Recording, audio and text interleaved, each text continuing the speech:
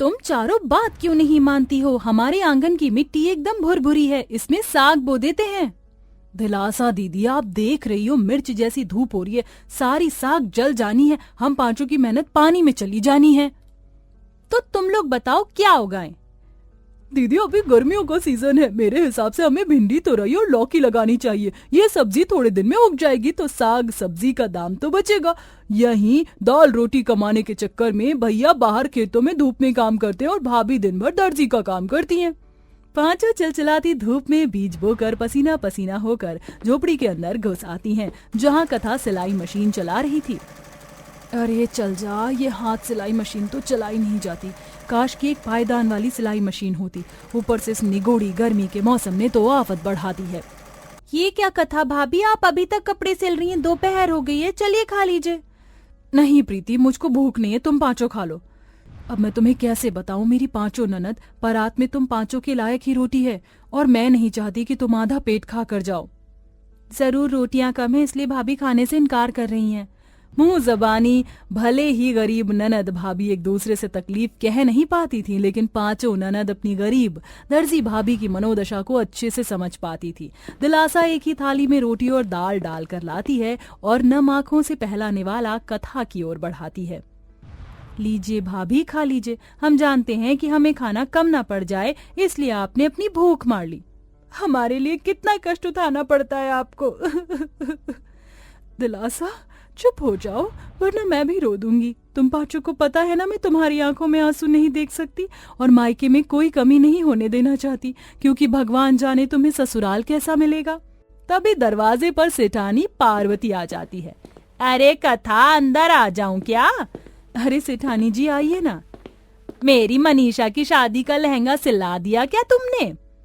जी सिलकर तैयार कर दिया है और गोटा भी लगा दिया है। अरे वाह, क्या शानदार कढ़ाई बनाई है तुमने। कथा, दुपट्टा भी कितना भारी सिला है, वरना एक बार तो उस मुए मर जाने टेलर वाले को अपनी बिटिया की सगाई का लहंगा सिलने को दिया था, उसने चोली ही तंग सी दी थी। वैसे आज तुम खाना पीना मत बनाना, मेरी बिटिया की शादी का न्योता ये लो, आ जाना।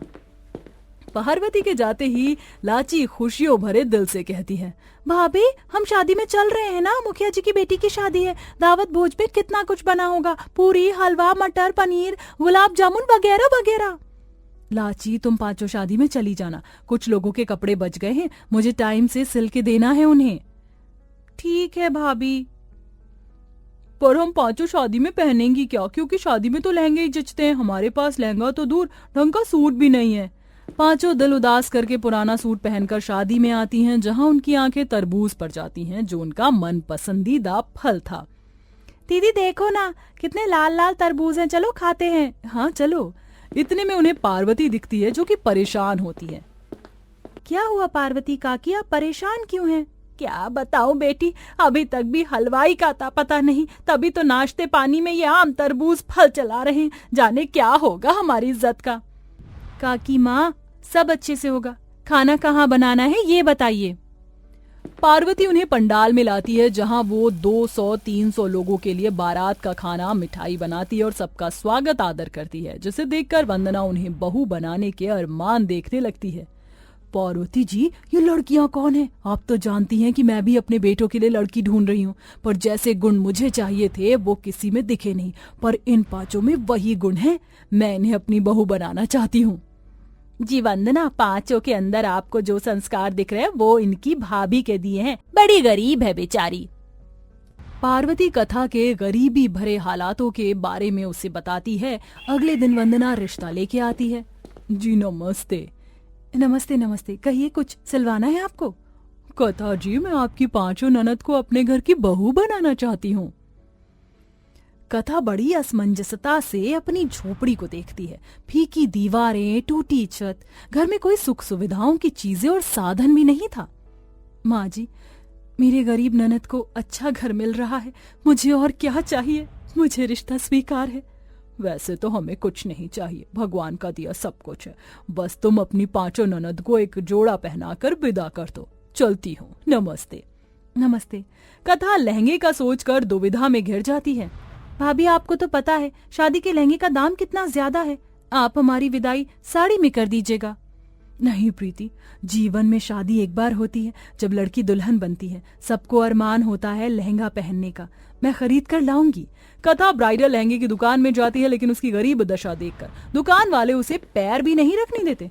इधर गर्मी से कोई कपड़े सिलाने भी नहीं आता, जिससे कथा की रातों की नींदें उड़ जाती हैं। कथा, जरा आज मेरे साथ खेत पर चलोगी? खेतों में बहुत ज्यादा खरपतवार हो गई है, वो तरबूजों को बढ़ने नहीं देंगे। थोड़ी मदद मिल जाती तुम चलती तो। जी हाँ, चलिए। अब शादी में कुछ दिन रह गए हैं, कहाँ से लाऊंगी लहंगा? हे प्रभु जी, कोई रास्ता दिखाओ। तभी एक सुनहरा सा कीड़ा तरबूज पर भिनभिनाने लगता है। हट हट उर, उर। प्रकाश के भगाने पर भी कीड़ा नहीं जाता। तब प्रकाश उस पर खुरपा चलाता है, जिस मारे वो जख्मी होकर कथा के पास गिरता है। हे भगवान, ये क्या किया आपने? इस कीड़े पर घात क्यों लगा दिया? तो क्या करूं कथा, ये कीड़ा रोज रोज आकर तरबूजों में डंक मार देता है, तरबूजों को बढ़ने नहीं देता। मैं भी तो इस कड़ी गर्मी में इतनी मेहनत से खेती उगाता हूँ और फल ये खाए। अजी, कभी आपने आकाश के पक्षियों को खेत बोते या फसल काटते देखा है? नहीं ना, वो केवल चोंच से ले जाके इकट्ठा करते हैं।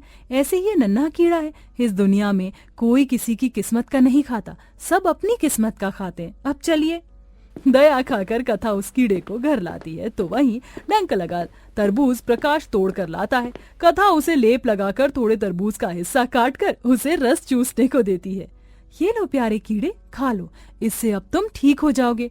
खैर, अपनी चिंता तो मैं मिटा नहीं सकती, पर मुझे खुशी है कि मैंने तुम्हारी जान बचा ली। तभी एक जादूगरी होती है और कीड़ा अपने सुनहरे पंख फैलाकर उड़ने लगता है। तुम्हारा धन्यवाद कथा, तुमने मेरी जान बचाई। मैंने तुम्हारा नाम पुकारा, इसीलिए अचंभित मत हो, मैं जादुई कीड़ा हूँ। क्या जादुई कीड़ा? हाँ, कहो, मैं तुम्हारे क्या काम आ सकता हूँ? कथा रोते हुए अपनी दुविधा बताती है। 2 दिन में मेरी ननद की डोली उठनी है, पर मेरे पास एक भी पाई नहीं। कहाँ से लाऊंगी लहंगा? वैसे मैं एक दर्जी हूँ, लहंगा खुद भी सी देती, लेकिन मेरे पास इतने पैसे भी नहीं कि लहंगा बनाने के लिए मखमल का कपड़ा ही मोल ले आऊं। तभी कीड़ा उस तरबूज में अपना डंक मारता है। ये लो, मैंने इसे जादुई तरबूज कर दिया है। इससे तुम अपनी 5 नंद के लिए जैसा चाहो वैसा मर्जी का लहंगा बनाओ। क्या सचमुच तरबूज का लहंगा बन सकता है? पर ये तो फल है, कोई अर्ज वाला कपड़ा थोड़ी। तुमने ठीक कहा लाल जी, मगर ये जादू का तरबूज है। इससे अब चाहे तुम अपने लिए घर बनाओ या लहंगा, ये बन जाएगा। अलविदा। यह कहकर कीड़ा वहाँ से उड़ जाता है और कथा उस तरबूज से लहंगा सीना शुरू करती है। तरबूज के कटे हिस्से में से जितने तरबूज का ब्राइडल लहंगा सिलता जाता, वह उतना ही बढ़ता जाता, और इस प्रकार कथा 5 डिजाइन के तरबूज लहंगे सिलती है, जिसे शादी के दिन पर 5 ननद पहनकर दुल्हन बनती है। भाभी, कैसी लग रही हैं हम सब? बहुत सुंदर, पर गहनों की कमी है। गले में एक हार सेट तो होना चाहिए। माफ कर देना, मैं तुम्हारे अरमान नहीं पूरे कर पा रही हूँ ना। काश कि उस जादुई कीड़े ने जैसे ये सुंदर तरबूज का जोड़ा दे दिया, वैसे ही गहने भी दे देता। तभी 5 के तरबूज लहंगे में से चमचमाती रोशनी जल उठती है और उनके पूरे तन गहनों से सज जाते हैं। वह 5 बेहद खूबसूरत दुल्हनें दिखती हैं। अब लग रही हो ना चांद का टुकड़ा। कहीं से भी लग नहीं रहा कि तुम सबने तरबूज का लहंगा डाला है।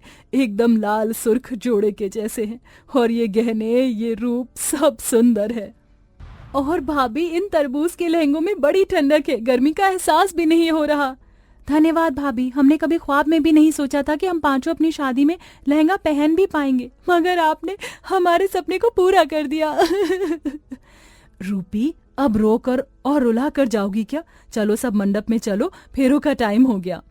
कथा अपनी 5 ननद को तरबूज लहंगे में लाकर मंडप में बिठा देती है, जहां दुल्हन लेने आए हुए बारात वालों की नजरें उस गरीब दर्जी भाभी के 5 नंद के लहंगे पर ही टिकी होती हैं।